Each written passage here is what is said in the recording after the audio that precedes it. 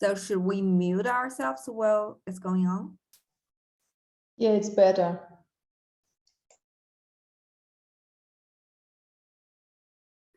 Welcome everyone to our IFLA Division C webinar series for LIS students. Today's webinar is on classic and non-classic career fields for LIS students. Just a few housekeeping items before we get underway. This event is being recorded, including chat. Video will be posted on YouTube and the link will be posted on the IFLA Division C webpage, as well as a section on education and training webpage and social media such as Facebook and Instagram. Microphones have been muted for this event. If you have questions or comments, please type them into the Q&A box. This talk is GDPR compliant. IFLA and Zoom privacy policies are at that link below, and questions regarding privacy are at that link. So today's programs, we will have greetings by Albina Krymskaya. I'll give a brief introduction, and then we'll have an opening keynote by Ileona Kish. And session one will be by Claudia Hackel at the Crosswords of University Libraries, Central IT Services, and Teaching and Learning Centers, combining different opens. Our closing keynote will be by Lao Zhang, Que Sera Sera, Everything Lies Ahead. And I'll give a wrap up after our Q&A session. So with that, I'm going to stop my screen sharing and turn the mic over to you, Albina. Thank you, Jan. Good morning, good afternoon, good evening. On the behalf of the section on education and training of IFLA, I'm delighted to welcome you at the webinar series for library and information science students, brought to you by the professional units of IFLA Division C. My name is Albina Krymskaya. I'm associate professor at the St. Petersburg State University of Culture and the chair of the standing committee of the section on education and training for IFLA. Today we are going to have an interesting topic for LIS students and also for those who have a degree in library science. And we have two interesting keynote speakers, and we are sure that they will share with you their experience, and you will have ideas where you can use your professional competences also besides in libraries. And also we have a speaker from Austria, and this is a library and information science student who will share her experience. So enjoy this session, and we're happy that you join us. Thank you. Thank you so much, Albina. Today, I'm Joan Weeks. My work is at the Library of Congress as head of the African and Middle Eastern Near East section. And I'm also the IFLA section on education and training information coordinator. But today, I just thought, as we gaze into our crystal ball, we see library and information science as one of the most rapidly changing and evolving professions. With that, we have enormous opportunities to adapt our skills and abilities, not only in libraries, but in all sorts of institutions, as well as the cyber world. Today's speakers will showcase and broaden the ways in which each of us can envision the future of our own careers. And with that, I'd like to introduce our first speaker here. And go to my slides.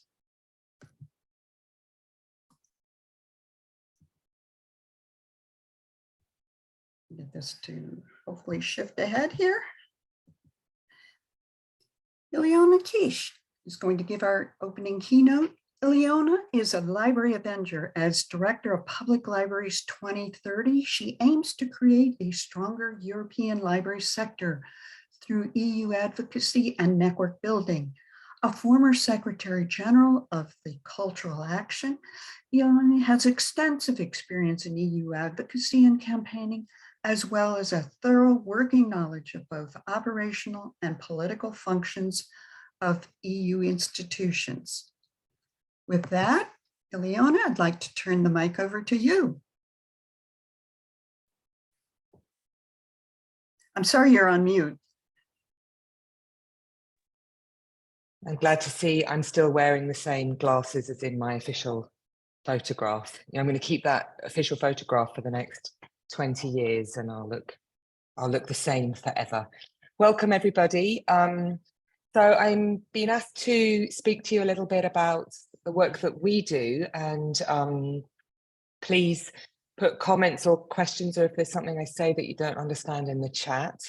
I'm going to tell you a little bit about what PL 2030 does, and then I'm going to tell you very briefly about what my own professional experience is. And to start off by saying I'm not a librarian, and I've been working in the library field for about 8 years now, and before that I was in the broader cultural field. And I find it interesting to think about what LIS courses are training librarians to do outside of traditional library skills. My office is in a big central library in Brussels, which welcomes about 2,000 people a day. And I would estimate that about 50% of the staff are not trained librarians, but do other functions in the library, like event management, social outreach, community connection. So I find that an interesting challenge for library professionals and library workers of the future. So I'm just going to tell you a little bit about my organisation, which started off as a funded project of the Bill and Melinda Gates Foundation, part of the Global Libraries Programme that started way back about over 20 years ago now. And they really wanted us to do something in Brussels with the European Union, and specifically with regards to political advocacy. And this is something that we talk about quite a lot when we're thinking about LIS training, is that many librarians don't think about how advocacy can work or what its need or places in the library work. And that's something that we do some training on. So how do I, there you go. So we want to do three things really. We want to build a network, so really create spaces for connection. We want to focus on innovative, risk-taking, non-conventional ways of working in libraries. Also looking at different relationships between libraries and non-library partners. And we play a central role in advocating for libraries at the European level. So looking at ways to get more funding and more general political support. These are the librarians that are part of our founding group, and they're a really amazing team. You see there David Lankes, who's one of the thought leaders in LIS studies. He's currently professor at Austin, Texas, on LIS studies, and many other leading librarians from across Europe. The area that we're dealing with is in Europe.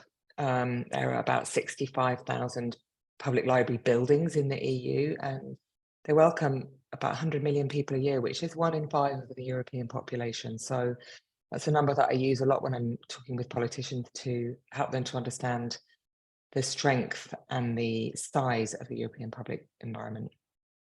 We work in 3 areas, as I mentioned. We do work on political advocacy.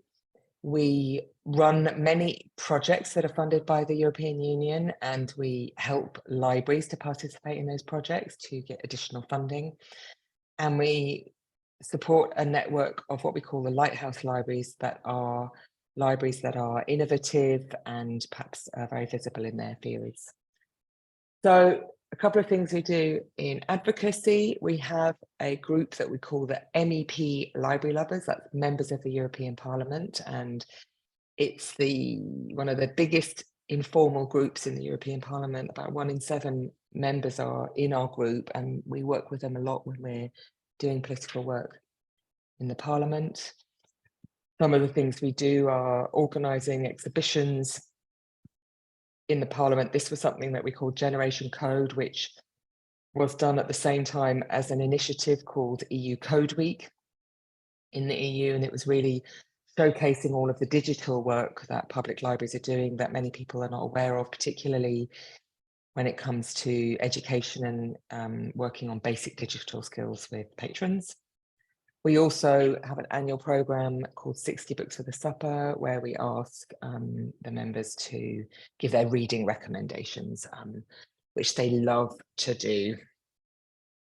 Here's some of the projects that we're working on, lots of projects that are about digital work. The Biblio project, you can find information of all of these on our website, is looking at digital skills training for librarians in the LIS curriculum, so that's maybe of some relevance to you. Adele is a really interesting project that's adapting an existing tool that was developed by the European Commission to enable libraries to do a comprehensive self-assessment of the digital skills and capacity of the staff. We like to think that we're digital natives, but a lot of librarians or library professionals don't feel comfortable with the digital world, and increasingly they have to be able to communicate with patrons on that. And this is a very big project, which is an attempt by the European Commission to have a European-wide skills and training kind of portal where citizens can find lots and lots of different courses in many different languages, and we are one of the partners in that we're the only library partner indeed, so kind of connecting that with citizens. Our Lighthouse libraries are a really amazing group. We have about 50 libraries from all over Europe, working in various different areas. We talk about literacy, of course. We are not forgetting that books are often at the heart of what libraries are doing, and hopefully always will be. We talk about language learning. This is a picture that I took in our library. There's a weekly Dutch conversation class in Brussels, and it's always packed.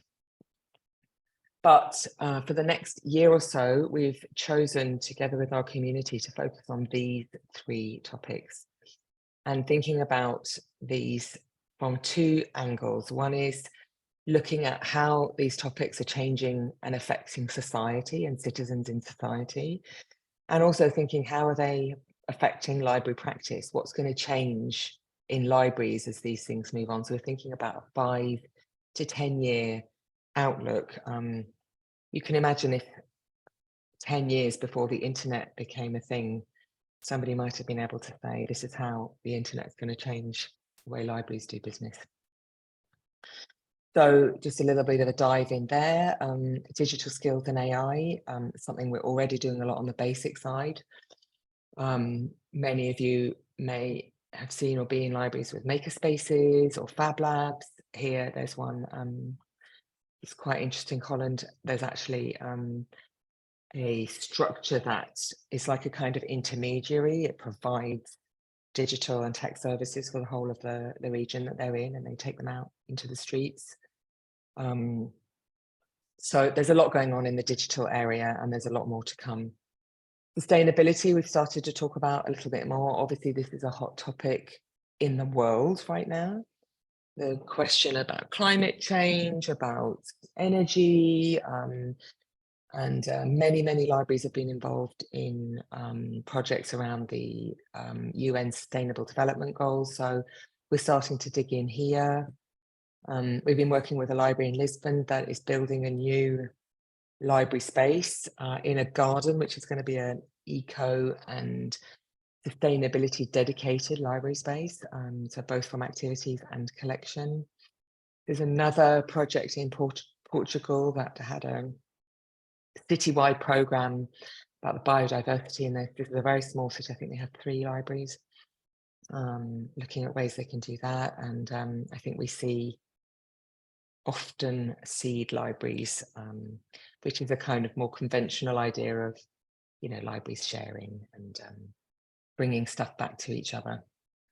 And then finally, thinking about democracy and citizen engagement. This is extremely important for us, and really building up a case for how libraries can be part of democratic life and be a place where citizens can come together, where communities can perhaps heal together better, and where there can maybe be some rebuilding of trust in public institutions.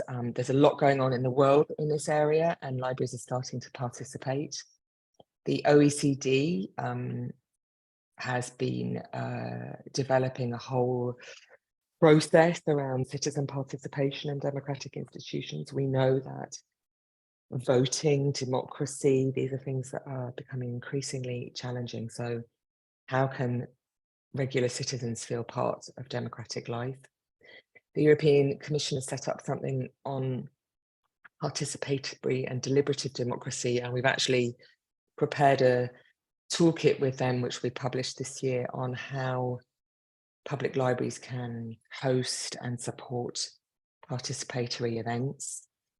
In Finland, which is often one of the most forward-thinking countries when it comes to these things, they've been running explicit pilot on democracy and public libraries, which has gone now nationwide.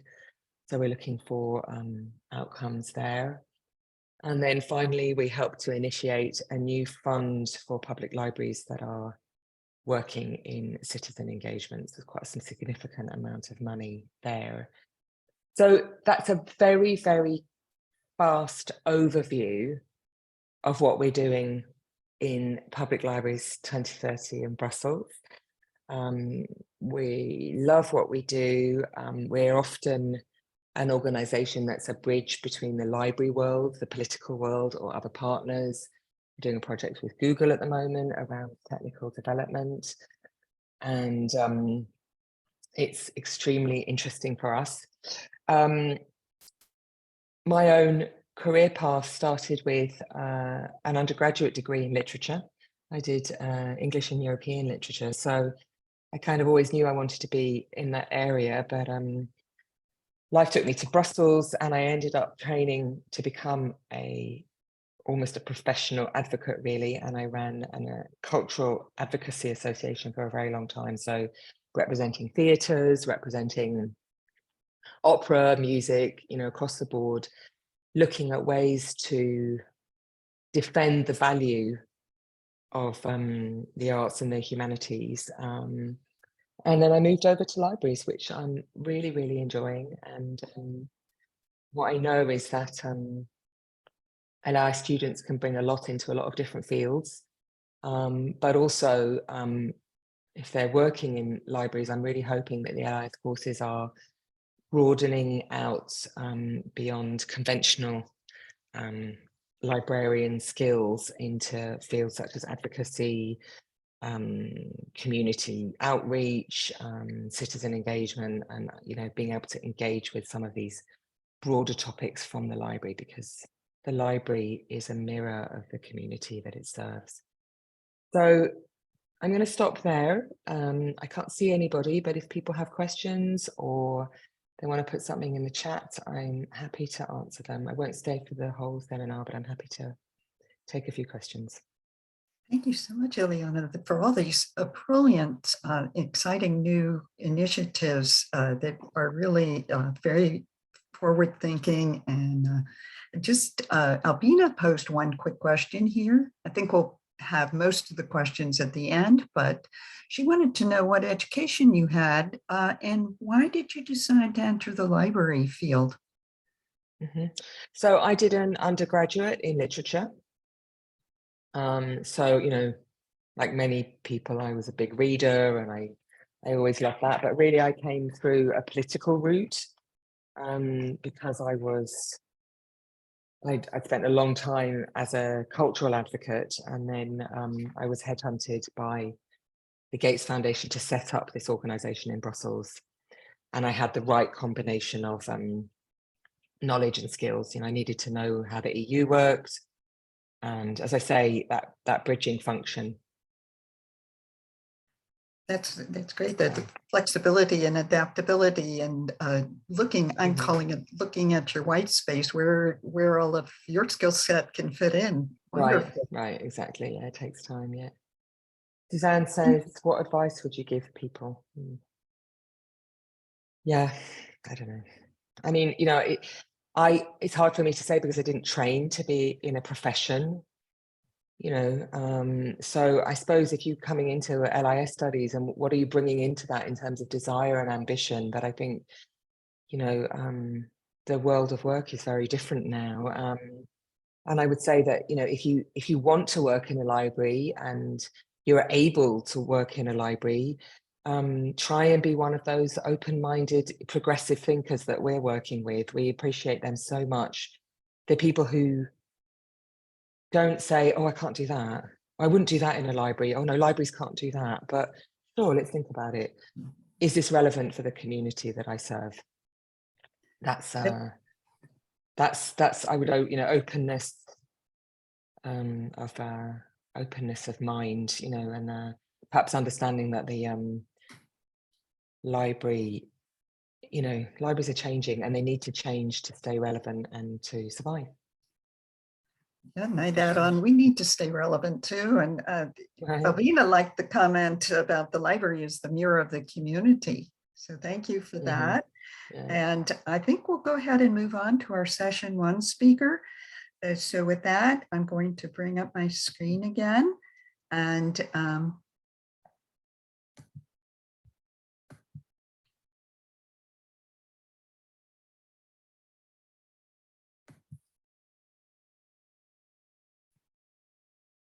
let's see here. I got that. Okay.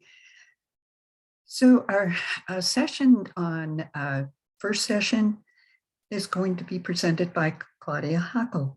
Claudia Hackel is a project manager for the Open Education Advance project in the digitization project of the Austrian higher education sector, aimed at creating a nationwide solutions for open educational resources, OER, and advises universities on the institutional anchoring of OER.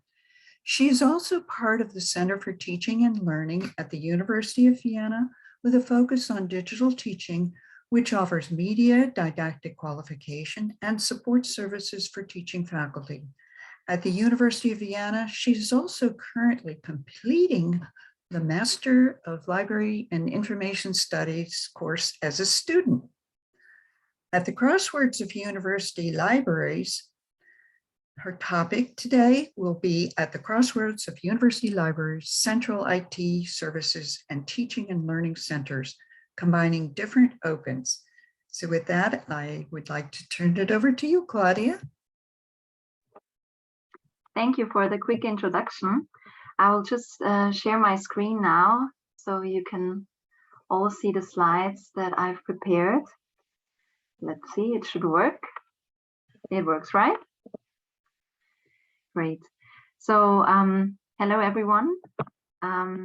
You've heard about me already. I'm Claudia Hackel. I have different backgrounds. I'll just quickly summarize it for you again, so you keep it in mind during my presentation. So I have a background in university didactics. Also, I have IT knowledge and competences due to my former IT studies. And as you've heard already, I'm also completing the Library Information Studies course at the University Library of University of Vienna. So I try and combine these three skill sets in working at the crossroads of the three stakeholders: teaching and learning centers, central IT services, and university libraries. So let's dive into the topic. You heard already OER, Open Educational Resources. They established themselves analogous to open science activities in various different fields in the Austrian higher education sector. And the interest also in these OER is increasing amongst teaching faculty, but also students and management levels. And that's also the point of view I have when I work in the project that is already mentioned, Open Education Austria Advanced. Also on the left top corner, you see our project. And then we have different levels on the interest in OER. First, we have building up the competences in the use and creation of OER, but also making the OER teaching content available. And then, of course, we have the need for infrastructure and services for the higher education sector teaching staff. And with this point of view and with this perspective, let's dive deeper into the topic. I know it's quite a common word and quite a common concept, but I've just in case brought a quick intro, quick definition of open educational resources so that we're all on the same page. The OER are teaching material. They can be learning research materials in any medium, and they reside in the public domain. So they have been released under an open license that permits no cost use, access, also adaptation. You can redistribute the material by others with nearly no limits or just small limited restrictions. The licenses that are used are the CC BY licenses, for example, CC BY share alike also. So these are common licenses. You've probably heard of them already. Since they're also part of open access publication, and they all play in the same world. And OER form part of open solutions alongside open source software, open access, open data, and the list goes on until open peer review, citizen science, and all these concepts. So let's take the link to the library and information studies world, also the library service world that is anchored in the open science policy also. We have 8 ambitions in the EU's open science policy. I'm just focusing now on the education and skills to give you a broader perspective on how OER are linked to libraries in the higher education area. So the educational skills are part of the 8 ambitions in the EU's open science policy, which says that all scientists in Europe should have the necessary skills and support to apply open science research routines and practices. So our perspective now narrows in the higher education sector on researchers and teaching staff. I've attached a few links, but I'll just stay focused on our way to focus on our perspective even more. So in order to equip those researchers, the teaching faculty, with the appropriate skills to facilitate open science, it's crucial to promote awareness for these open science practices, which I already mentioned. They include open access, open data, open education, open peer review, and citizen science as well. It's also, now we come even closer to our perspective, the Austrian higher education sector. It's also linked in the open science policy Austria. There we have 8 principles as well, and one of these 8 principles are skills and education, and therefore the skills and creation for open teaching. And we have the same phrasing and wording that links skills and education, the open data, closely to open knowledge, open society, and open science. And that's where I come in with all my colleagues that are working in the project Open Education Austria Advanced. We're implementing, we are one of the projects, one of the teams that are implementing the EU's open science policy and the Austrian open science policy in the Austrian higher education sector. We work at the Austrian universities, and we're currently implementing corresponding initiatives alongside open access, open data, and open education on 3 levels. First, we have the technical infrastructure to make it all possible. We have, for example, archiving systems that are further developed, or repositories. We have learning management systems. Then, of course, know-how is gained for producing OER, for example, also for using OER in a didactic concept, but also handling metadata in sharing these OER in the corresponding archiving systems. And then we have the further training for all the academic staff I've already mentioned, for production, the didactics, also the legal issues, but also research data management and all these parts that come in for the publication of OER in repositories, for example.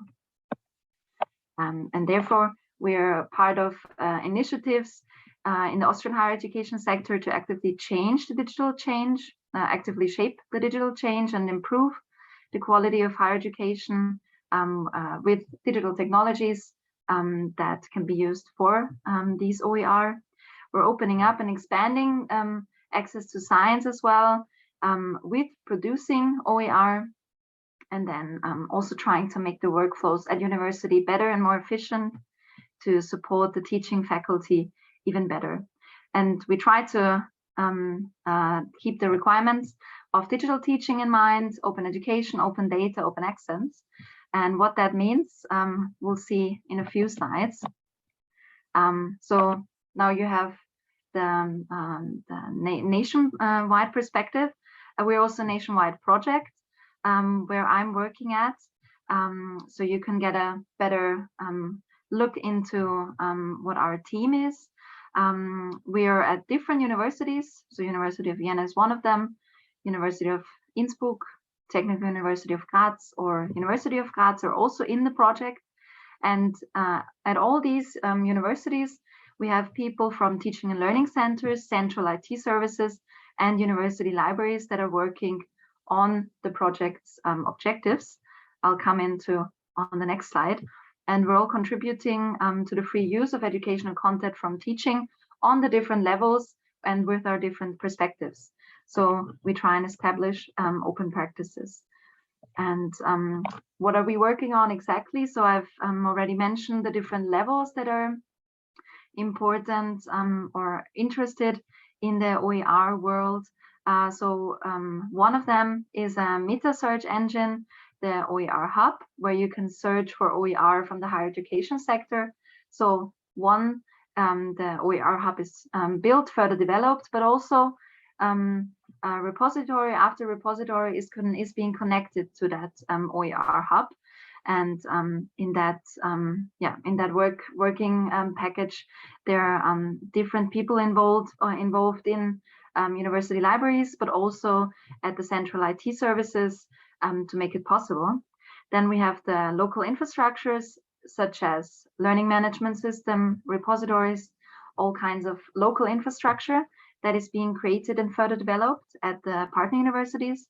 But also if other universities are interested and want to build their own repository, they can come to us and then get info, tips, exchange, and see how they can build the repository, for example.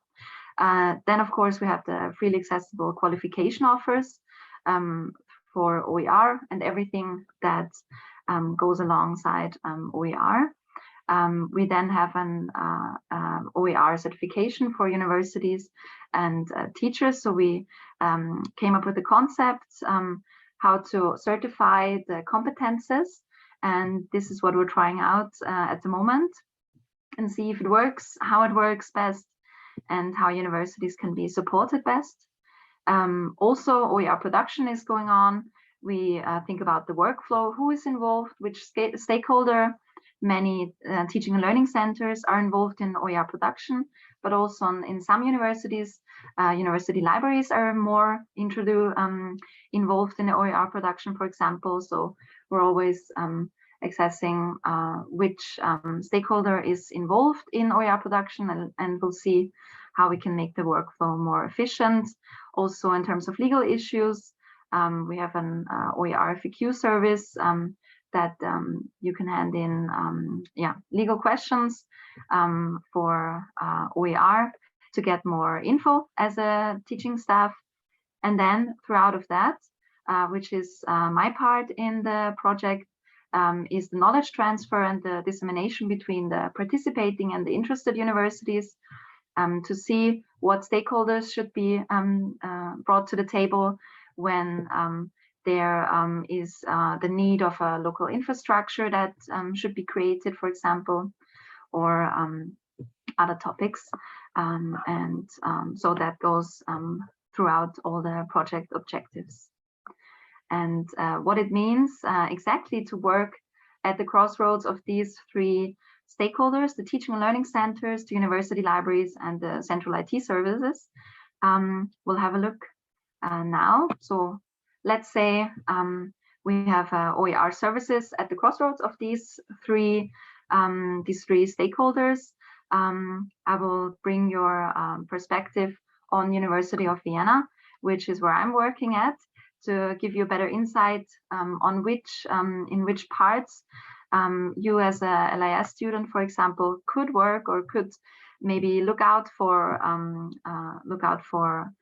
job offers, apply maybe, and see what is there for you that interests you. Let's see what different requirements the stakeholders bring to the table when it comes to OER services and infrastructures. So the teaching and learning centers, they want a sustainable anchoring of OER in the mainstream education, the higher education sector, also the further use and the active development of these open educational resources. Then we have the content production, which should be low effort and easy to start.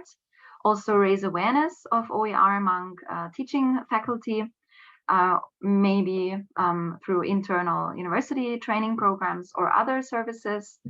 And then also creating the access to OER that is produced.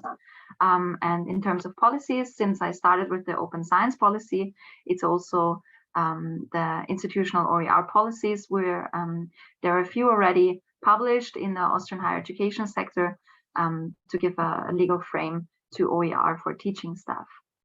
Then we have university libraries. Some requirements I've brought to the slide. So they want to ensure the long-term archiving of OER. Appropriate data formats are important in terms of publication of OER. Then, of course, we have the metadata standards. Here in the OER perspective, it's the learning object metadata standard, which is used commonly in the German-speaking higher education sector. And then we have controlled vocabularies, everything that comes into mind when it's time to store long-term archive, publicate the OERs. Also to link the services for research and teaching, and everything that comes in open access publication also applies to open education publication, which is also one of the requirements when it comes from the library perspective. We also have the central IT services. They also think about the storage and archiving of the data. OER work together at the University of Vienna. They work closely together with the university library to make it possible. Then the establishment of appropriate infrastructure for the research and teaching repositories or the learning management system I told you before. Then we have suitable software for an OER repository. Is it OER fit? These are all questions that come in mind from the central IT services. Then we have the integration into the institutional system landscape to keep the users in a user-friendly input mask, for example, and a user-friendly environment. And everything that comes from open source and open data goes into requirements to open education infrastructure and services. So now we know the three stakeholders and their perspective. Let's visit University of Vienna to get a quick insight on how we are combining the three stakeholders. And maybe it's similar to at your institution or at other institutions. So you can see where it's possible to get into working when you come in with LIS skills and competences, and see if anything comes to mind that is interesting for you. So we have the teaching and learning centers, the university libraries, and the central IT services. And the teaching and learning centers, they're offering various kinds of qualification at the University of Vienna. These go alongside with the publication of OER in the repository FEDRA, which is hosted at the university library, but also hosted at the central IT service there. It's a combined service. And also for the production and use of OER in the learning management system Moodle, it's important to know everything about metadata handling, for example, repository, long-term archiving, all these kinds of things. They're also, all these infos are also included in the didactic qualification offers to teaching faculty, so that they know the whole package that comes with publication of OER. And then, of course, we have the further development and operation of the FEDRA repository, which is hosted at the central IT services and the university libraries. So let's take a closer look in the Teaching and Learning Center. There we have a MOOC production. MOOC is a massive open online course. It's a special form of open educational resource. It's a whole course that you can access, anybody can access, basically. And alongside that MOOC production, it's important also to make each video, for example, that is included in the course available in the repository. And it's also hosted in a learning management system. So it's a lot to think about when it comes to production. We also have the media didactic advice, which is hosted at the Teaching and Learning Center. Then we have the OER production, which always ends in a publication of the OER in the repository and starts with the first didactic consultation. And our colleagues at the university libraries, they also offer various forms of trainings and introductions to different topics. They always include didactic information as well. So we see the research data management topic alongside the education management topic, which is the research data management is more at the university library side, or we have various forms of open science support as well, which goes alongside. They also use FEDRA repository, for example, and with the trainings they also need the didactic advices, for example. So we work together closely in some projects. And then colleagues at the central IT services, we also have the trainings and introductions. We have the technical infrastructure, which we also use for the learning management system, for example, the repository. And then we have the IT support for research, which always keeps the teaching in mind to see if there are any benefits for both sides, if there is any infrastructure that can be used in teaching and research. And therefore it needs people that keep both sides in mind. And throughout of that, we have different projects going on. One I presented to you, which is the Open Education Austria, where I'm working at, but there are different projects as well. Lots of colleagues working in that field and at the crossroads of these three stakeholders to support teaching faculty and researchers in carrying out the research and establishing open science practices, where open education is a big part of. That was my quick intro to where I work at and what my field looks like.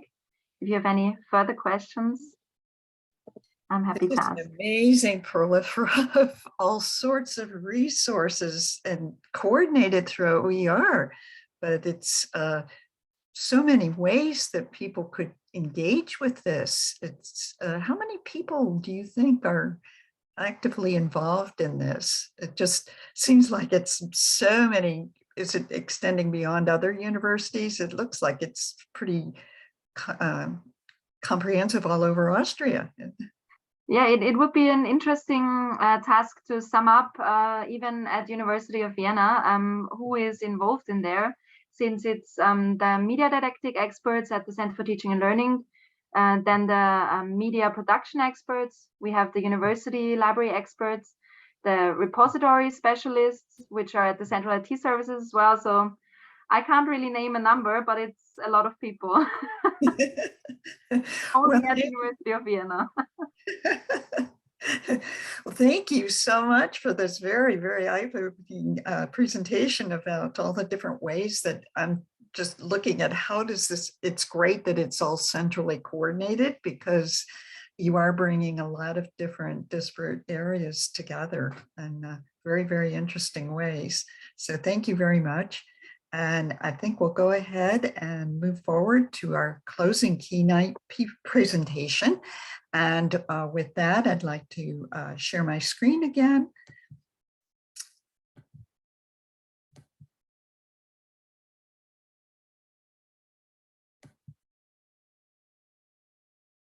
And hopefully get that up here. There we go. So our closing keynote today is going to be by Yao Zhang.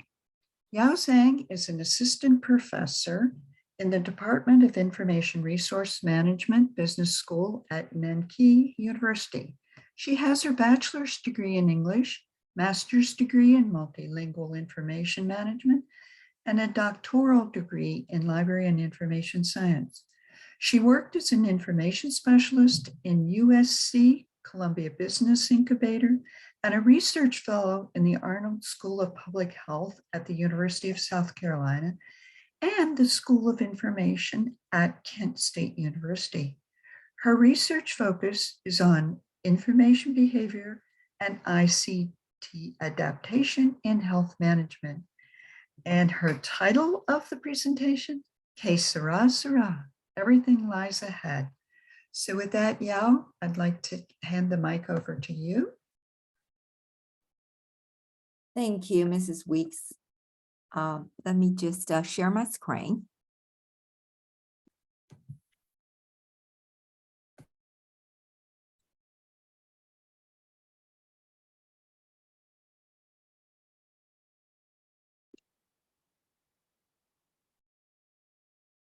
Okay, I guess it's showing okay. Let me just do this.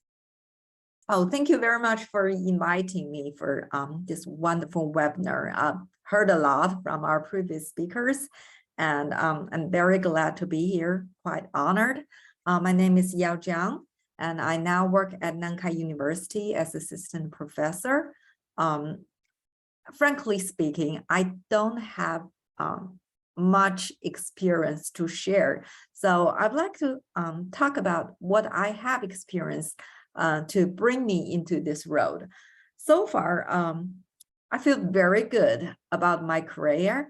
It's not like it provides me only a position, but every day I'm meeting wonderful people and I'm experiencing new stuff. So I'm really glad that by accident, I could get into this road and just start rolling. Well, by means of that, we'll see how I end up in this current position. Okay, I'll just start. All right, the reason that I got this title is when I was young, I think everyone, when you were very young, you wondered what you're gonna look like when you grow up, right? I had, frankly speaking, I had no idea, because my mom, she's like the most wonderful mom you can ever imagine. She's like, oh yeah, you'll be just fine. So I wondered when I was young, well, will I be rich? Will I be pretty? I still have the answer to that. However, well, this whole thing, just the experience like a treasure hunt. So where I started is right in this place. Actually, where I started to this adventure, it's a park. So this park, this is called the water park. It's like a city level park in Tianjin. It's very wonderful. The year that I graduated from high school, I was supposed to get enrolled in the university. So we don't know which one I'm going, and I don't even know what I'm going to learn. my mom said, why don't we just, go to the park because they have a consultant meeting there. All university will send their people. It's like a recruitment fair. So I was like, not really. It was really hot in the summertime. But my mom said, oh, there's a zoo next door. Why don't we just, go to the meeting, go to the consultation, and then we'll go to see the giraffe. I said, yeah, who would say no to a giraffe? So that's where we went. However, we never, well, before that, I never think about I'll end up in this university. I did my bachelor degree there, and I met this wonderful lady. Just because I met her in that park, I think Dr. Liang Zhiyu, she has published so many wonderful works in JSIST and Journal of Documentation. And 20 years ago, she was the consultation professor on that park that year. So I just met her, and she was such a beautiful lady standing by the bank. I was like, hey, I just want to talk to her no matter what. I probably don't go to this university, but I just really want to talk to her because she seems so nice. And the first question, she didn't ask me how much score I estimated. She said, I'm from the School of Library Information Science. Are you interested in library science? At that time, I didn't know what library science is, but I said, yeah, because who would say no to her? And then I just started my experience in Nankai. And well, that's not the end of the story. So my second stop is Sheffield, because I want to have a degree in LS so badly. So I went to England to study something close to information science. It's multilingual information management. And it's a wonderful school, and I experienced great libraries there. They call it information commons. And this is what I studied when I was for my master's degree, because I met my advisor, Dr. Albright there. She's so interested in help with the HIV prevention activities in Uganda. So we want to do something from the perspective of information. This is why I chose HIV prevention posters for my dissertation. And after that, I think I'm gonna need to further my study, because I really love this field. Little by little, you take a bit of everything. So I went to South Carolina. I took my doctorate program there. Of course, I met interesting people, Dr. Sam Hastings, Dr. Kendra Albright. She's been my academic advisor, and she's also the mentor of my life. So I'm so glad. But actually, there's something interesting before I go, because I need a visa to go to America, to go to the US to take my school. So I went to the embassy to try to get my visa, and the visa officer asked me one question, saying that, hey, why you need a doctorate degree in library science? I was totally blown out at the time. I was like, oh, I don't know this answer. But I would say that I just don't want to always searching things in Google engine. I don't know if that's a right answer. But anyway, I got it. So this makes me start thinking, maybe people did not realize how much power we do as LLS professionals. And this is always a question that I wondered, even till now. So life in South Carolina is not only about study. I had the pleasure to join this great group called Columbia Technology Incubator. There, I started my adventure in business. So this is actually a incubator for small businesses. People will just to come here and talking about their business ideas and getting supported. I work there as an information specialist to tell them something about, you know, how information gonna help you with your business. How could you start with an information system that gonna enhance your working progress? So it's really been very rewarding year there. And then I graduate, and I have the pleasure to get into this group. This is the CHQ Center in South Carolina.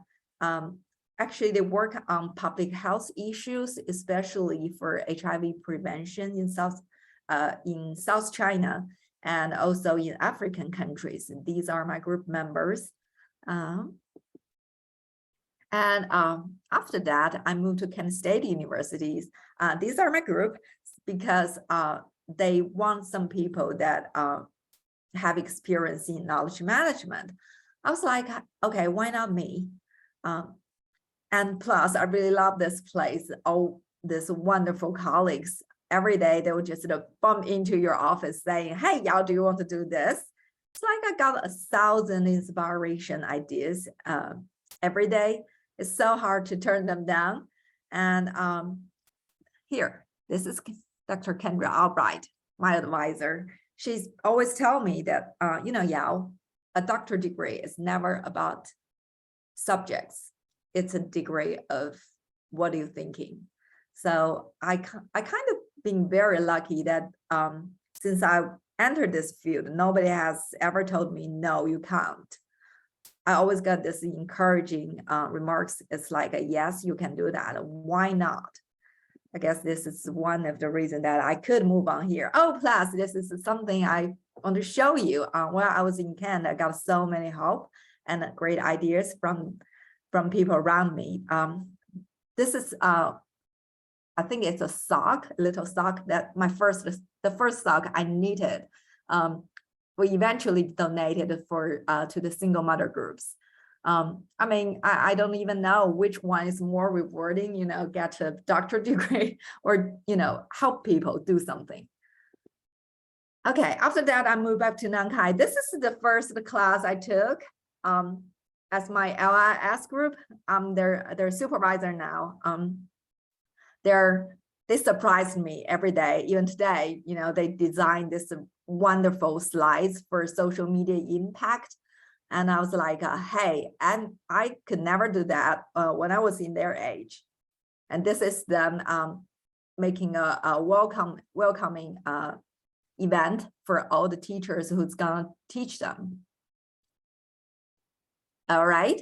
In Nankai, we also did some other, try some other things. You know, LIS is not only about library, like the visa officer asked me, what you can do with LIS degree? We can do a lot of things. This is our first experience to support small business, local small businesses in Tianjin. We interviewed the coffee shops because in Tianjin there's like up to 1,000 coffee shops. Yeah, it's almost like an industry. And they're running by small businesses, you know, families sometimes, and especially during the COVID-19,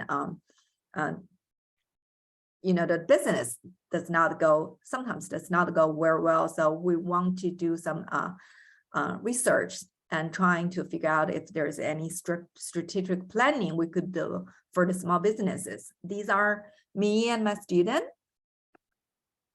And these are the students trying to take pictures of the coffee machines, of, you know, trying to do some operating work plannings for the shops. They also have done something just like the investment bank has did, like the field study.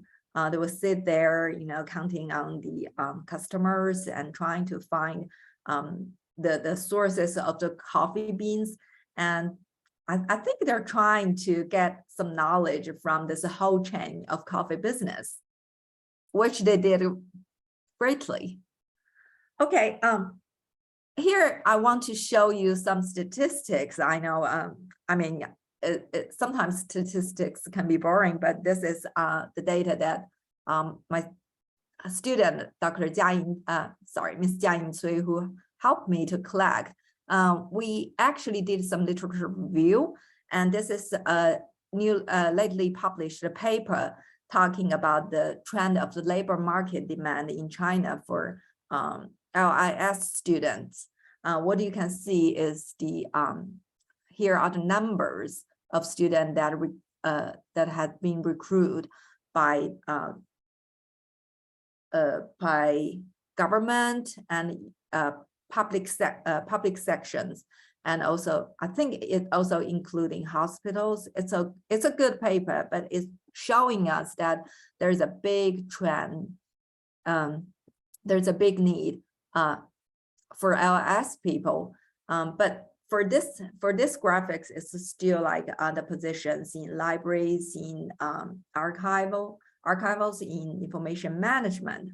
What I'm going to show you next, these are the new positions that we found from the data, including business analysts.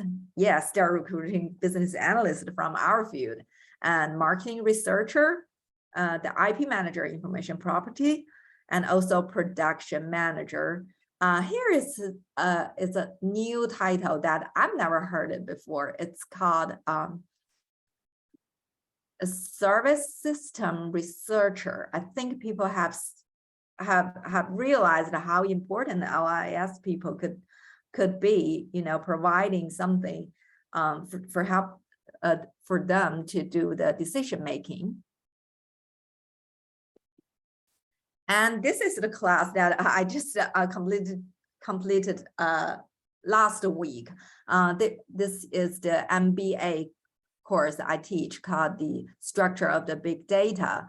And these are people from the industries, because after working for 3 to 5 years, they wonder if they could, move up to their career ceilings, or they just want to have some breakthrough. So they get back to the university and they're trying to take a class from the LIS field. During class, they bring a lot of questions, not only the questions about theory, but the real questions about their real job problems, like why I have to log in twice just to get into the same system, and then the system is not quite user-friendly. There's a lot of things that actually we could help them to solve. And they have realized that sometimes, the conventional subjects could not solve everything, but LIS, they would make up to the gap, make up the gaps. Okay, here is a picture of my student doing some research for, I think it's for the competitive intelligence class, because in our school, we provide a lot of nice databases like CISMAR, and also I think we do have Dun and Bradstreet, but it's on the other list. So I just took a picture here. These are the students. If I could enlarge this for a bit more. Oh, sorry. Yep. I think she's looking into the Twitter Asia Pacific branch, trying to do some research, because we know that Twitter has been on the headlight lately. And I think our students started realizing that library and archivals are not only their choices. They're smart, they're young, they have this wonderful sense about what's going on in the world. All right, I guess that's probably around the end of my story. And but still, I want to share with you a little something from my first experience to Elise. It was in Boston. I still remember that, very cold. And on the day we arrived, there's a group that protest outside the hotel. I was like, oh no, I don't like this. What we did wrong to make them protest. And then a colleague of mine saying, oh, they're not protesting for us, they're protesting for something else. Everyone loves us. I was like, yeah, we're librarians, right? We could do, what we do is only helping people. So what I want to say here, not only as a professor, but also as people who have taken a sip from other fields, if I may, I would suggest everyone to try something new, because everything is possible and everything lies ahead. I guess this is probably the end of my talk, and thank you very much for listening.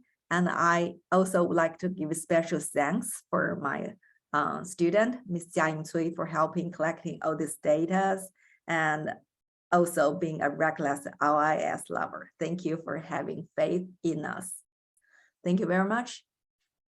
Well, thank you so much. That's been you. fascinating, and just really looking at your students and how energizing all of that is, and your journey particularly. One thing I did pick up on that I'd encourage other library science students to take up was the ASSIST, the chapter of Association for Science and Technology, and how their conferences enable all these new and innovative ideas, and encouraging students out there to join in IFLA, how much that has helped my career journey, and American Libraries, or any of these organizations, and efforts like this to join in webinars and present papers, how those help your career and help energize as you've met so many professionals, networking, how key that is to the presentation. So with that, I think we're about ready to run into our question and answer period. I did see that we have two questions in here. Our first speaker, Ileana, has had to leave us. She's left her email address that I'm going to pop into the Q&A session so everyone can pick that up, and she's invited it as a way that you can contact her directly. So I'll read the two questions that we have in our chat now. And this first one comes from Suzanne, who said, "Thank you very much for these interesting presentations. And what advice would you give LIS students that are looking into joining the workforce?" So I'd like to start first with Claudia, and then Yao, perhaps you'd enter into that. So what advice would you give our library science students out there? Oh, well, thank you very much first for the wonderful word. I would say that I don't know if this would count as advice, because I myself did not come from a pure LIS background. What I would say is try something new, because I at first I really don't like social media that are gonna stop me from a lot of things, and then I start pick them on. I would say there's always something that we don't like, but this is the world. It has its trend. The younger generation always comes. Maybe we could try to open our heart a little, accept something maybe we don't like at first, and then you find, well, it's somehow useful. Thank you. Thank you for that. I think talk about moving outside our comfort zone. And I constantly try that, to not be worried, not to be afraid, and be fearless with IT and move outside your comfort zone. Claudia, turning it over to you. What advice would you give to LIS students? You're one. What are you finding out there? Yes, I wanted to tell a quick story of our LIS course at University of Vienna. Since we're students from different backgrounds, different students, different age as well, different formal qualifications. And we also have to work on a big project to complete the course. It's a project that goes over a whole year. And it's together with different libraries, different parts of the libraries. And my colleagues, some have studied before, some have just jumped into the university. with that LIS course, and they're all open-minded, and some of them are even close to finishing work and going into pension, and I'm working together as a younger student with older students as well, and we're open-minded, and we found new ideas, and throughout the exchange we always find new ideas.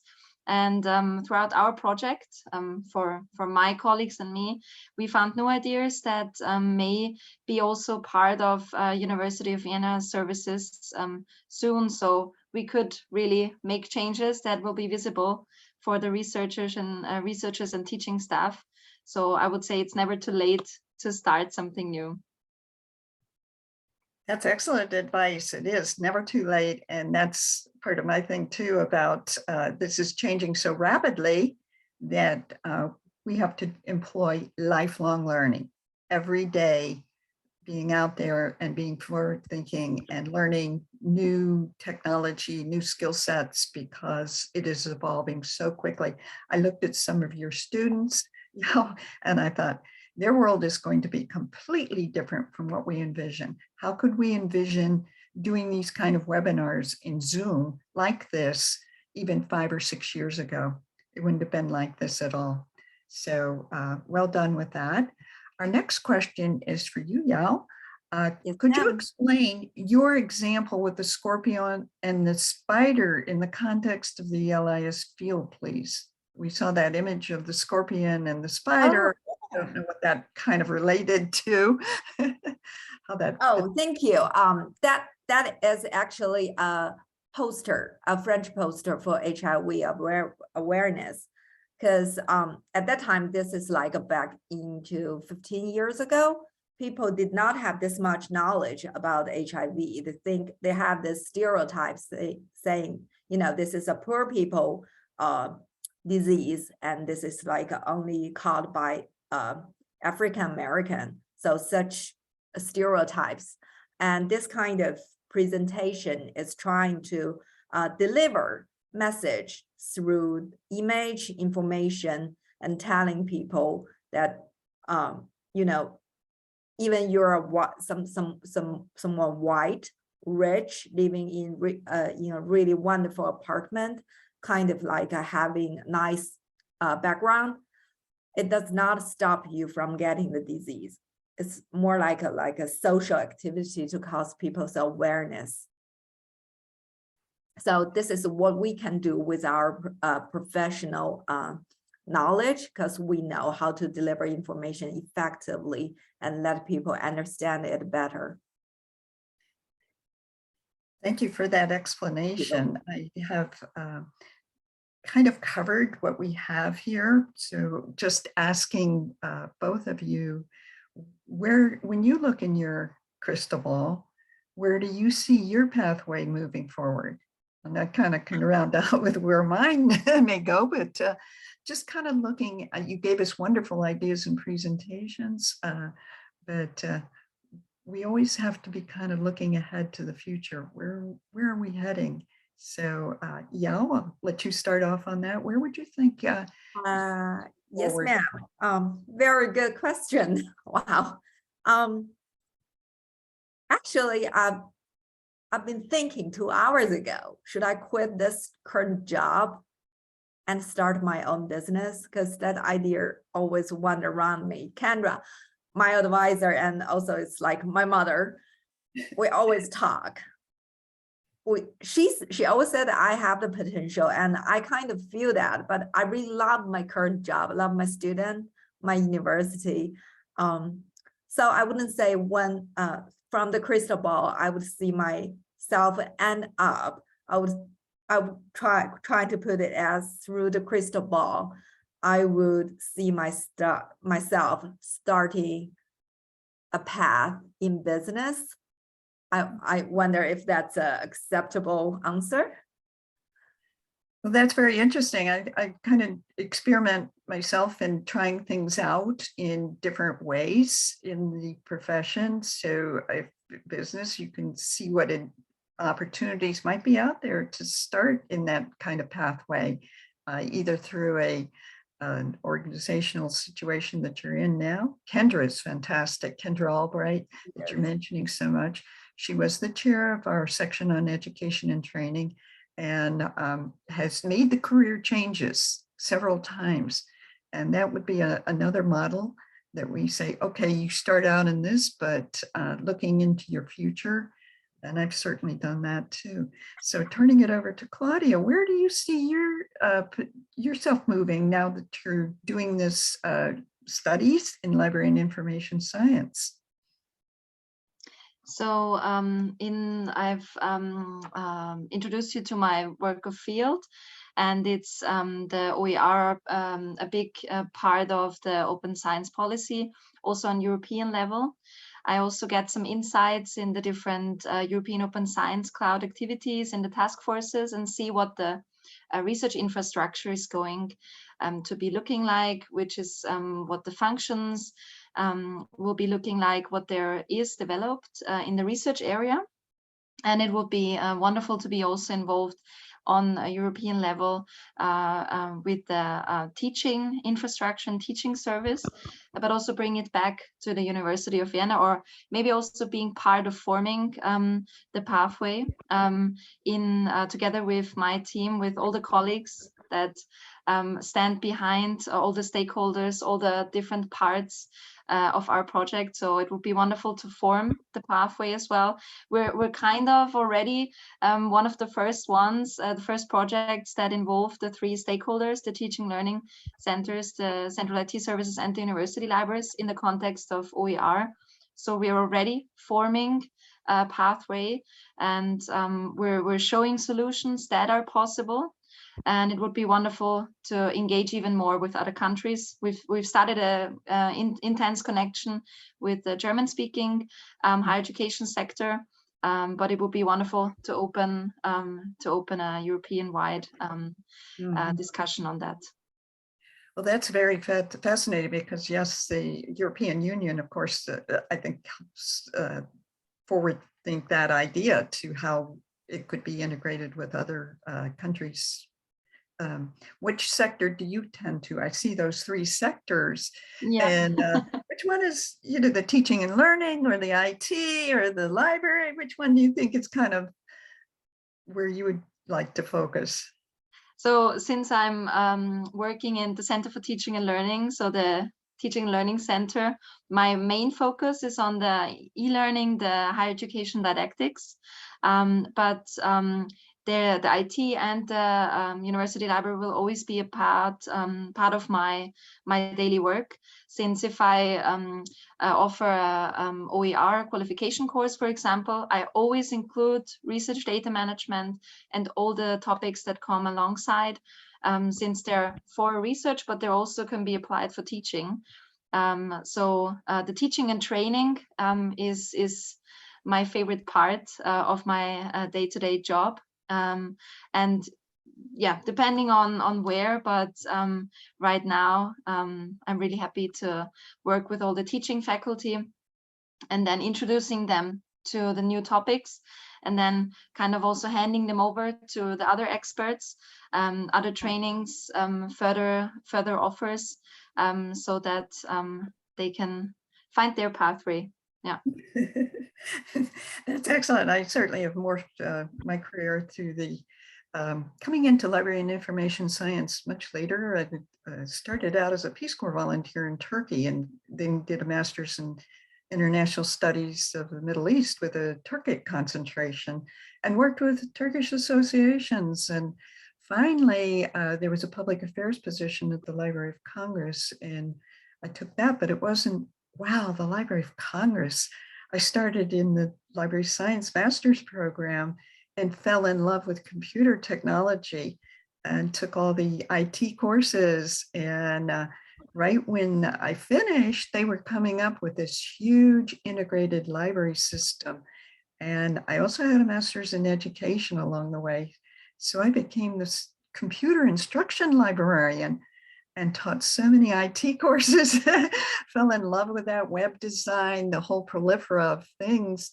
And finally, in 2015, they had an opening for head of the Near East section, the Turkic specialist, and they needed someone, the collections needed people to process them. And instead of teaching people over and over again, it's just kind of moving forward digital library projects. I love doing those. And so just thinking out of how this works with all of us to have our careers and looking for new and innovative ways that we can apply these skill sets. I think it's so imaginative, and you both and Ileana have brought us so many ideas, ways that we can look into the future. And I thank you both for this. So with that, I think we're just about ready to conclude our webinar today. Invite Albina if she has any concluding remarks to open her mic, but I'll also bring up our final slide here.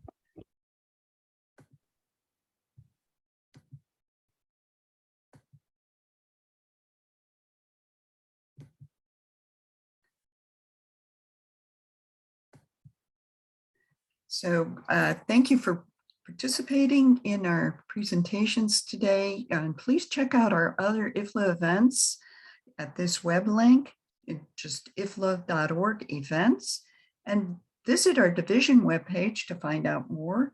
And you can just do that at ifla.org units professional division C, and our section webpage to find out more about our section on education and training. We'll have another webinar in December, and we hope to continue this webinar series into the spring.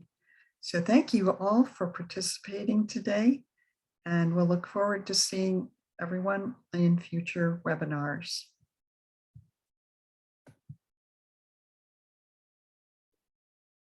Bye, everyone. Thank you.